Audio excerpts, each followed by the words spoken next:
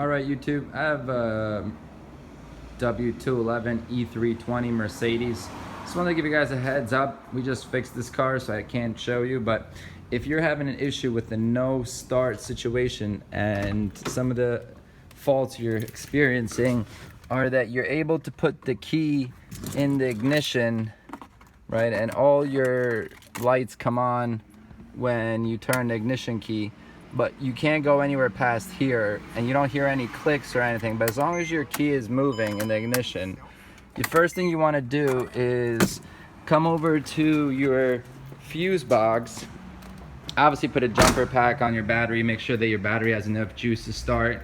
What you're going to want to do is come over here to this fuse panel, and you're going to have fuse 59. You're going to check your fuse. It's going to be a 15 amp fuse.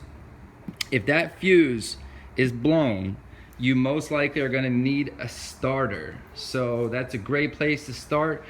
You're going to want to come over to this fuse box and check fuse number 59. It's going to be a blue 15 amp fuse. Now if you replace that fuse and it was blown and you go to start the car and you don't start it and you come back and that fuse is blown again, that definitely means your starter is bad at that point. So what you want to do then is, just for the sake of trying it out, potentially put a 25 amp fuse in there, try to start the car, and if the car starts, it may take a second to turn over because your starter is bad.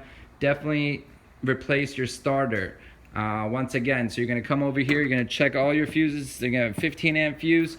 You're going to replace it, try to start your car. If that fuse blows again, you have a very good chance that you have a starter that's bad. If not, if you replace your starter and your car still doesn't start, right over here on the left hand side, you're going to have computer inside this box. You're going to want to undo the computer, make sure you don't have any corrosion, no water got on there. So take a look, guys. Let me know if any of this stuff worked for you. Like and subscribe. Thank you for watching.